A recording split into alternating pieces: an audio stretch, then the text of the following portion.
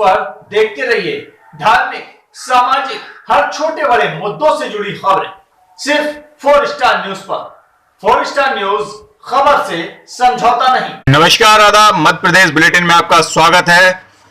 मध्य प्रदेश के उज्जैन जनपद में तराना नगर परिषद की उदासीनता के चलते सवारी मार्ग का सपना बनकर ही रह गया है। जी हां, यह जुमला नहीं, तराना नगर परिषद में 5 साल के कार्यकाल की हकीकत बयां कर रहा है। जब चुनाव नजदीक आते हैं तो नेताओं को याद आती है सड़क, बिजली और पानी की व्यवस्था और समस्या, लेकिन अगर बात की जाए नगर परिषद की तो नगर के अधिकारी एवं नेतागण चाहते ही नहीं कि नगर का विकास हो, चाहे वह स्वच्छता हो या सड़क की हालत ज्यों के त्यों बने हैं।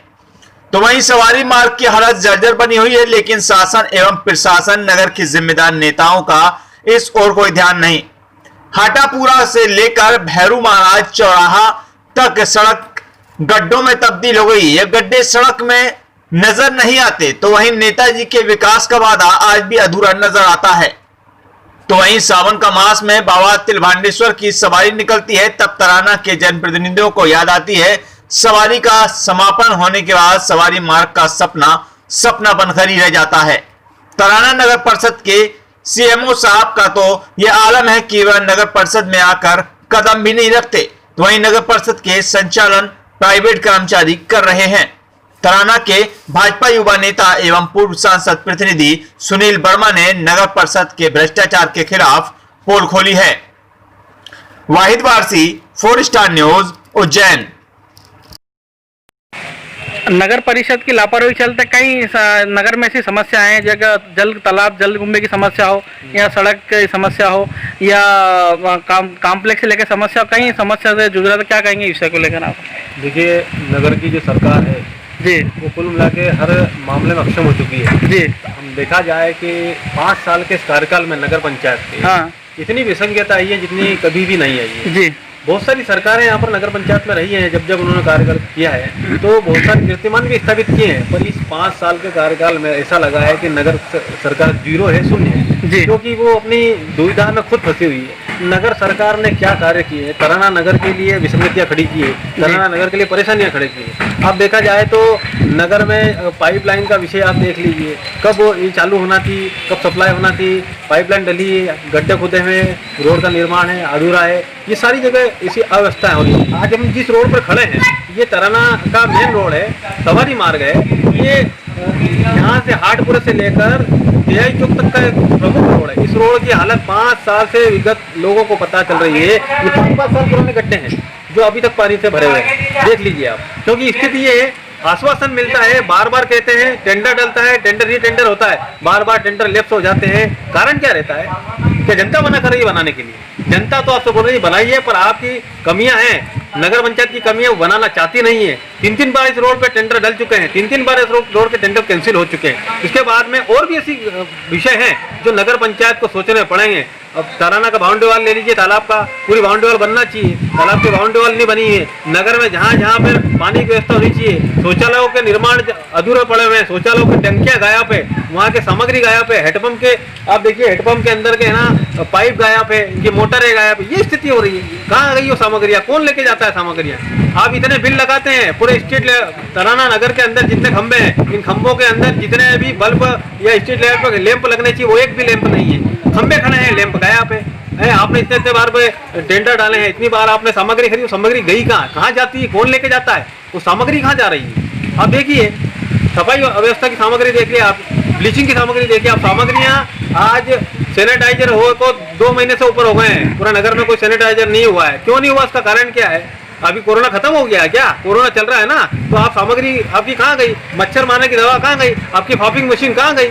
आपके पास मेला ढोने के लिए आपके पास पूरा एक टैंक रहता है नगर पंचायत का, वो भी आपने तोड़ कर पटक दिया है, उसका भी कोई अव्यवस्था है। आप देखिए, जो भी सामग्रियाँ समाज के बीच में है, तराना के विकास के लिए होना चाहिए, तराना की सुविधा के लिए होना चाहिए, जनता की सुविधा के लिए होना चाहिए, पर वो पर्टिकुलर किसी व्यक्ति की सुविधा के लिए उपयोग हो रही है। आप देखिए, मैं आपको कहना चाहूँगा कि आप भी एक सत्ताधारी पार्टी के नेता जी हैं और आपने जो आरोप लगाना बिल्कुल आरोप सत्य है लेकिन कहने की जगह आप भी एक सत्ता में हैं, तो कहीं आपने भी इसका चीज का मुद्दा नहीं उठाया? इस मुद्दे को हम 5 साल से लगातार उठाते आ रहे हैं। मैंने ये मुद्दा 2014 में भी उठाया था, इसके बाद में 15 में भी उठाया था। अभी रोड का मुद्दा हम लगातार पहले भी उठाए हैं। मैंने ये इस रोड का ये 5वीं बार मुद्दा उठा चुका हूँ मैं लगातार। ये रोड बनना चाहिए, ये सवारी मार्ग है, प्रमुख मार्ग है, इस रोड पे हजारों लोग निकलते हैं। कहीं ये शांति समिति की बैठक होती है, कई बार इसका प्रस्ताव पारित किया जाता है कि रोड बनाने काम, लेकिन कहीं ना कहीं केवल दिखावा की मात्र रह जाती है। समिति की बैठक सिर्फ दिखावे के लिए है, सिर्फ आश्वासन के लिए।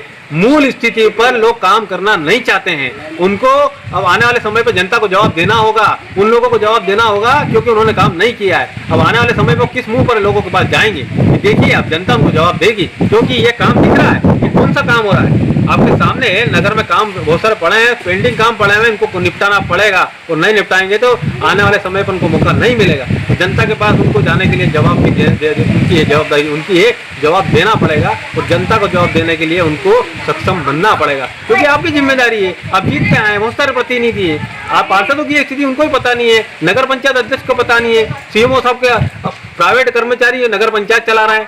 मैं तो सीधे मुंह पे आरोप लगाता हूँ, स्थिति ये रही। अब देखिए, नगर पंचायत की जिम्मेदारी किसकी है? नगर को संवारने की जिम्मेदारी नगर पंचायत की होती है। यहाँ की प्रकाश व्यवस्था, यहाँ की पानी की व्यवस्था, जितनी व्यवस्था है, नगर को समृद्ध बनाने की व्यवस्था नगर पंचायत की होती है। मध्य प्रदेश के देवास जनपद में खबर से बौखलाकर पत्रकार को दी जान से मारने की धमकी। आजकल गौर से देखा जाए तो क्षेत्र में गुंडों का आतंक खत्म होने का नाम ही नहीं ले रहा। गांजा तस्करी, शराब तस्करी, सट्टा, जुआ का कारोबार चलाने वाले भू खनिज माफिया आदि लोगों के हौसले इतने बुलंद हैं कि अपने कारोबार के आड़े आने वाले लोगों को ही नहीं, बल्कि निर्दोष लोगों की जान पर भी खतरा बनकर मंडराने लगते हैं। अभी ताजा मामला देवास जनपद में देखने को मिला है, जहां एक समाचार पत्र के पत्रकार जितेंद्र पुरोहित के साथ देवास के लेटेस्ट गुंडे ब्रजेश यादव उर्फ नाना यादव की, जो कि हर तरह के अपराध करने में माहिर है, के द्वारा जान से मारने की धमकी दी जा रही है। पत्रकार पुरोहित के द्वारा तकरीबन 10 दिन पूर्व नाना यादव के खिलाफ सट्टा कारोबार चलाने की खबर प्रकाशित की गई थी। उसके बाद से खबर कई मुख्य अखबारों की हेडलाइंस बनी। बावजूद इसके नाना यादव के द्वारा सिर्फ जितेंद्र पुरोहित को ही टारगेट किया गया। उससे बौखलाने पर फोन के द्वारा ही पुरोहित को संपर्क कर उन्हें जान से मारने की धमकी दे डाली, जबकि जितेंद्र पुरोहित का कहना है कि यह खबर कई अखबारों में प्रकाशित हो चुकी है और सट्टा कारोबारी नाना यादव के द्वारा उससे पर्सनैलिटी टारगेट किया गया है। नाना यादव के द्वारा देवास से उज्जैन उनके निवास पर जाते समय घटना को अंजाम देने की बात कही गई। इसी बात को लेकर सभी पत्रकार जगत में आक्रोश का माहौल देखने को मिल रहा है। एक दो कौड़ी के सट्टा लिखने वाले गली के गुंडे के हौसले इतने बुलंद हैं कि जो देश के चौथे स्तंभ कहे जाने वाले पत्रकार को दिन दहाड़े धमका रहा है, तो आम लोगों के साथ इनका क्या रवैया रहता होगा, इससे पुलिस प्रशासन व राजनेता भलीभांति परिचित है। इसी के चलते पुरोहित के द्वारा समस्त पत्रकार साथियों को लेकर देवास पुलिस अधीक्षक को अवगत करा दिया गया है, परंतु पुलिस अधीक्षक के द्वारा मामले में संज्ञान न लेने पर पत्रकार पुरोहित के द्वारा आईजी राकेश गुप्ता को ज्ञापन के माध्यम से शिकायत पत्र प्रस्तुत किया गया है। अब देखना यह है कि प्रशासन शासन पत्रकार को धमकाने वाले के खिलाफ क्या कार्रवाई करता है। यह दो कौड़ी के गुंडों की गुंडागर्दी यूं ही चलती रहेगी। वाहिद वारसी, 4 स्टार न्यूज, देवास। मुगालते में रहना मत, मैं बता रहा हूँ तेरे को। चल क्या मर्डर करेगा मेरा? जा रहा तुझे बता। अरे मेरा मर्डर करेगा, हाथ पांव तोड़ेगा, क्या करेगा? तू ऑफिस में कितने बजे आ रहा है? मैं आ रहा हूँ, आके रिंग कर दूंगा, खुद ही आ जाना। आके रिंग कर तो मेरे को। हो तू बहुत मुगालते में है। हाँ, तू तुकारे पे आ गया ना, तुम मुगालते में है ना, ये है ना, आ जा। हम हाँ बिल्कुल आ जाना, ऑफिस में आ जाना। ऑफिस में हमने कुछ बोल नहीं रहा मुगालते में, सब बीमार पड़े हैं, घर में पड़े हैं, समझ ही नहीं रहा कोई चीज को। अरे तो बात कर, तरीके से बात करेगा, कैसे बात करेगा? क्या किया? मैं नवभारत ब्यूरो देवास हूँ और वहाँ पर एक नाना यादव, ब्रज यादव के नाम से एक सट्टा किंग है। मैंने 8 दिन पहले एक खबर छापी थी जिसमें उसका उल्लेख किया था। उसके बाद लगातार अन्य अखबारों में भी खबरें छपती आ रही थी। कल किसी एक बड़े बैनर में खबर छपी और उस खबर को देखकर वो बौखलाकर उसने मुझे फ़ोन लगाकर धमकियां दी, गाली गलौज की और अपशब्द बोलते हुए जान से मारने की धमकी दी। जब मैंने उससे कहा कि मैंने कोई खबर नहीं छापी तेरी, 8 दिन पहले छापी, बोला नहीं तो रोज छाप रहा है। और वो मानने को तैयार नहीं था और धमकियां दी।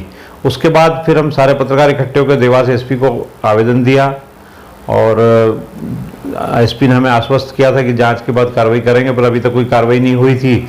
इसलिए मैं आज उज्जैन आकर उज्जैन आईजी राकेश गुप्ता साहब से मिला, उनसे कहा तो उन्होंने कहा है कि मैं एसपी देवास से बात करूंगा। जितेंद्र पुरोहित, नवभारत ब्यूरो, देवास।